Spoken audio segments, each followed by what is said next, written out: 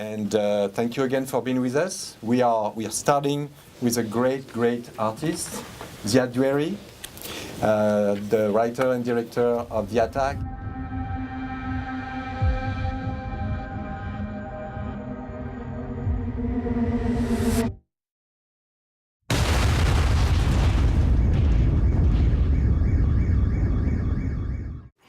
Had you read the book? Is that what got you interested in this? Not before. What happened is there is an American company. They said, we're curious to see if Ziad would be interested in doing this book. So I told my agent, Christina Bazdikis, I said, look, if I was like living in Beirut at that time, and I was a bit tired of the Middle East because it was taking a toll on my life and everything, because it's always difficult to make movies about the Middle East. So I was trying to take some distance. I said, I'm not interested. She says, yeah, why don't you read it? And if you don't like it, just say no. So she sent it to me, and I, by FedEx, took the book, sat down in a coffee shop in Beirut, by the beach, and was absolutely floored by the book, because I felt it was really a very strong story, and it's very well structured, and it just had all the elements to make a film. So I called Christina and I said, okay, so they flew me immediately after that. And I met them in New York, and then we signed, a week later, we signed a contract. So I sat down with the president of that company, and I said, look, I have a question for you. I lived in the States 18 years. I work on a lot of movies. How come an American company is interested to do a film that has no known actor, in Arabic and Hebrew, not a known director, and on a subject that is really like, it's a very tricky subject. We're not talking about Iraq or Afghanistan, it's about the Israeli-Palestinian issues. He says, why are you interested to do it? He said, look, it's a subject that I carry close to my heart. And he said, would you consider Tom Hanks doing the film? He really actually said that. And I said, look, I'm going to tell you something. If Tom Hanks does it, my salary is quintupled, the budget is a lot bigger, it's a lot more prestige for me. But do you imagine Tom Hanks speaking in English? It wouldn't make sense. Today, it wouldn't make sense. I have to admit, I thought about it.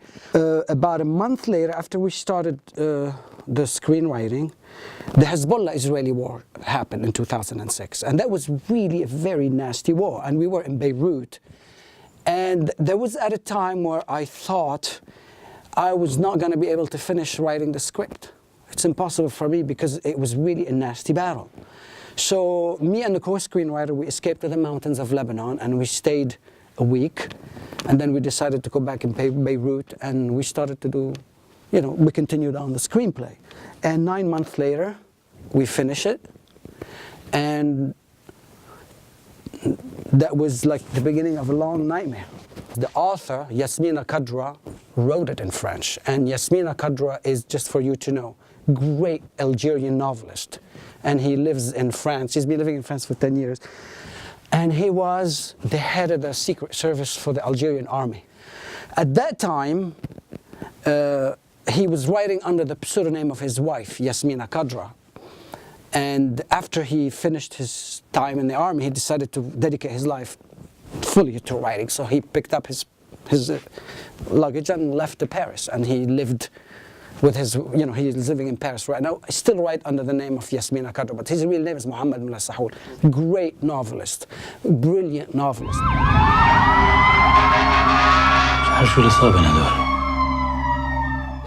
The difficulty part of the book was it's all written in the first person. It's a narrative. So we were sitting, Joël Touma, the co-screenwriter, and thinking, how are we going to do this film?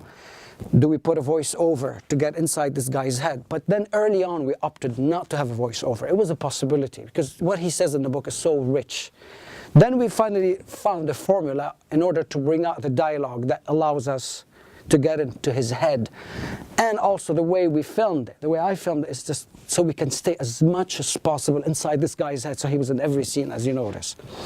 The biggest challenge was actually the original ending of the screenplay. I had an earlier version, was very much like the book. The book has a very different ending, the third act. The book, totally different. So a few months ago, we finished the film, just before Telluride, and then I made a screening in Paris, and we invited Yasmina. We were a bit nervous, because I knew he was not going to like it. He was by himself, the screening is over. We sit down, we go out. He looks at me, he says, "Can you roll me a cigarette?" So I rolled him a cigarette, and he says, "Why did you change my ending?" And I had to explain to him that I understand that you're upset. He was so attached to his ending, because his ending in the book is grandiose, actually. It really is very beautiful. I recommend you just read the ending. I said, look, I told him, Yasmina, look, I don't want you, no matter what I say, you're not going to feel okay, because you feel like it's your baby. And other novelists, you get attached to all these climatic moments. But I wanted to go in a different direction. And your book grew on me, and it really did. At a certain point, if you are adapting a book, if you don't like get rid of the book and start doing it on your own, if you copy-paste the book, you're likely to fuck up the movie. It does not work. What was Rashid Boucharab's involvement in the movie? He's the producer. Yeah. Rashid and Jean are the boss of 3B Production, and they kind of built a reputation of being two producers who take a lot of risk doing those kind of films. You know, we were turned down by a lot of people to do this movie.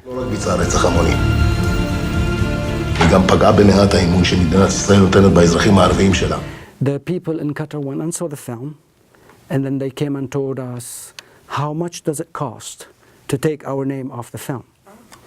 And I said, why? They said, well, we feel that, why are you showing children in a Palestinian and an Israeli restaurant, Israeli getting killed, but you never show what the Israeli do to the Palestinians? I said, but that's not the story. The story is about a Palestinian woman who blows herself up. And what you're saying is probably valid, but it's not the story. I flew to Qatar and I met with the head of the Doha Film Institute. And I just was upset. I said, you cannot take your name. If you want to take it, you could take it. But explain to me morally, why do you don't want to take it? He says, look, Ziad, he says, we have nothing against the film itself. But Qatar right now is under scrutiny because of our involvement in the Libyan revolution and the Syrian revolution. Al Jazeera is being shit on day and night. You're looking at a tree, we're looking at the forest. And this is a very politically troublesome for us. If people are going to say, you guys are doing a film showing the Israeli perspective equally as the Palestinian perspective, we're going to be grilled. We're going to be, because we're already under fire, especially from Islamists within the government. I said, you're getting me into a big political debate about what Qatar is doing. This is just a movie. You want to take your name, take your name. The money was paid for the film. We would not have lost a penny. They covered everything. But out of principle, you guys are waving the flag that you want to show Arab films and you want to start making quality films. You should put your name on it. He says, we can't. You got to take it out. They took it off. The Egyptian woman, who also put about 25%, exactly said the same thing, mentioning the same thing. I started having people in the Arab world pulling out of the movie. Why? Because the film is bad? No. Because the film is not commercial? It is commercial, selling everywhere. It's been in 17 festivals. It's because I am putting the Palestinian issue and the Israeli issue on the same even level, where I'm showing both perspectives. And for some people, showing both perspectives is almost an act of treason. Before yesterday, the Lebanese government pulled out, so we're not allowed to show the film in Lebanon. You know, it's just a subject that always make people a little bit anxious. It's part of the territory, and I knew, Joel and I, when we started writing, I had to be very, very on top of it, not to fall into the slogans that we've heard coming from the Middle East. And I'm Lebanese, and I grew up slogan all my life. I've heard it all the time. The Israeli demon, the Palestinian, the blah, blah, blah, blah, blah. We've heard it a million times. We had to take a little bit of, we had to be a lot more psychological to show that both have a point of view. אני רוצה לנסוע לשכם, אני רוצה לדעת מי שטף לי שתי את המוח.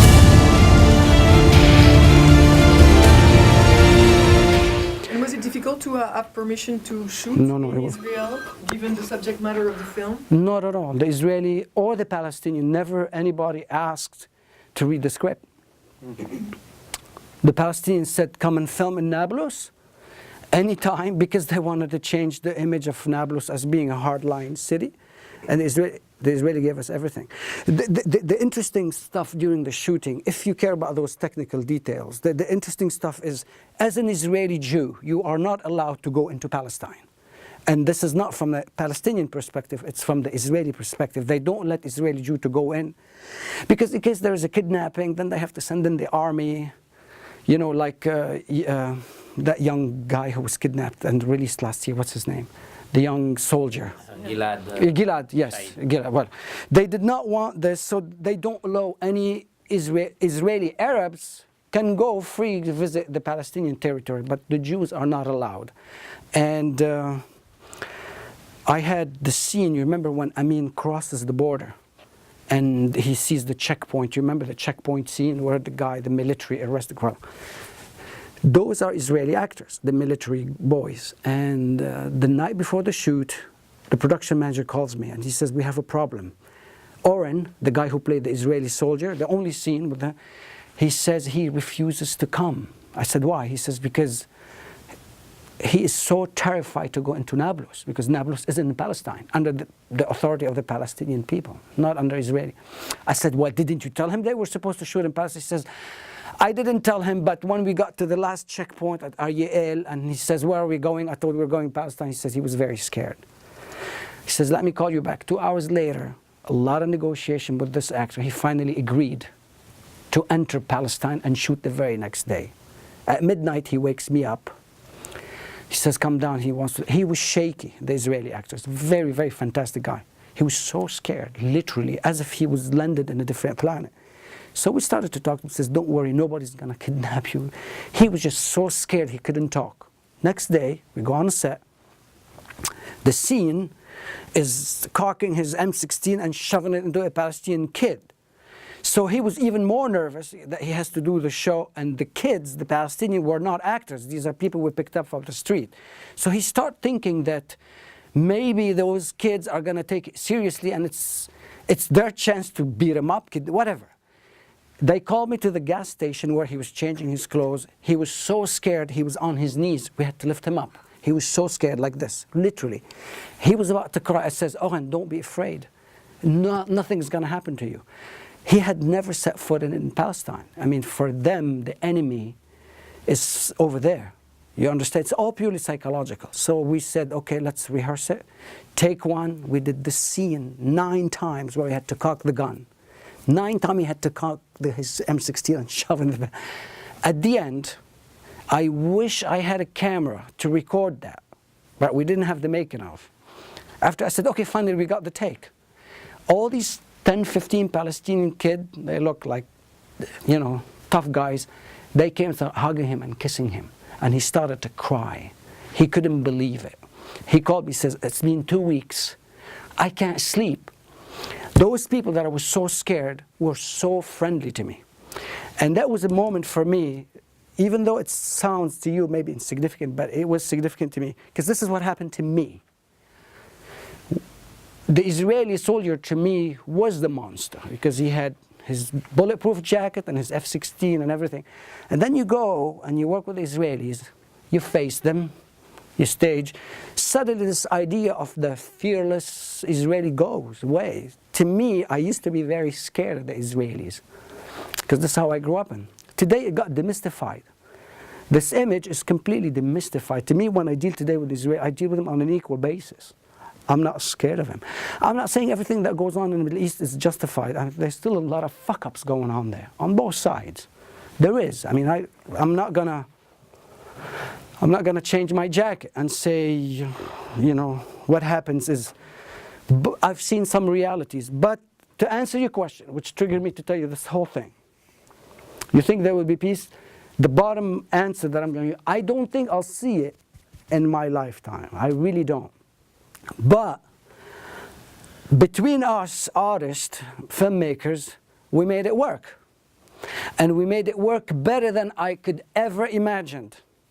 The Israeli actress came to me and says, if you don't have the budget, we'll do it for as much as you want to pay us. From an ultimate enemy, for somebody who's raising his sleeves, says, we're diving with you on this film, let's go together. Raymond, who plays the woman, the doctor's wife, she's an Israeli Jew. She's the one who also took risks, because one time she says, it's not easy for me to play this role because I am playing a suicide bomber shown in a sympathetic way. I wonder what my family and my friends are going to say. She also took risks. איך אישה משכילה, יפהפייה, שבעלה והחברים שלה רק דואגים לה ומפנקים אותה, כמה יום אחד ומפוצצת את עצמה במסעדה. And how do you personally feel yourself about any possible resolution of the conflict? Look, it's very difficult to answer, not because there is no solution, but I could tell you something that I personally went through. I went to Israel, just know a little bit about my background. I grew up in Beirut and I went through every possible war. The 67 war, I was too young, but it was, 6-day war. The Yom Kippur War, Israeli invasion in 82. I grew up a child not feeling any sympathy for the Israelis or the Israelis or the Jews, period. I was a child living always under occupation. You cannot ask from a child, a teenage, to leave Lebanon and emigrate to the States wanting to see that the Jews have a perspective. I didn't believe the Jews had a perspective. I was 19 years old. But then with distance, then you start to meet people. And then you start understanding that he is just as scared as you. He feels as victimized as you, the Jew. You start it's a complex metamorphose that I had to go through. Because to tell you the truth, it means to me a lot that the film plays in the Middle East. Yeah. The most. Because I'm an American citizen. We're all American. I lived here 20 years. So the people are going to sit down mainly and watch the film on its artistic merit and also on its message. But as an audience here in the West, we can kind of separate between the reality and fiction. The Arab world does not. They're going to sit down and they're going to see it au premier degré, meaning on the first degree. They're going to see every scene for what it is, not what the subtext of the scene. So it will speak to their intestine in the Middle East, whether it's in Israel or in the Arab world. When they're going to see it, the film will leave a different impact than a Western audience. That's why I'm so holding on that the film plays in Lebanon. And I won't play in the whole Arab world, but at least in my native country, because I think this is where it could have an impact, because this is where it could provoke them a lot. It's never been done since 1948 that a Lebanese movie was... About Israel, is the movie going to be shown there? It's going to be shown, yeah. The Israelis so far don't have a problem. Other countries have refused it other than Lebanon? Or the Arab world. Qatar said no. Jordan probably said no. Dubai said no. I don't think Syria is in a position to show movies today, but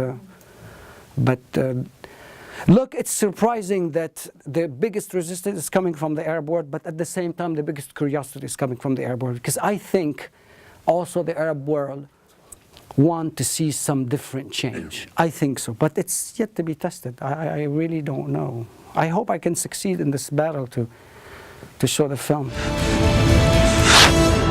الحرام اللي بيعرفش أصله.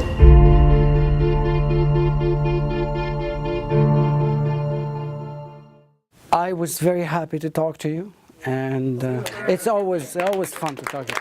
Thank you for coming.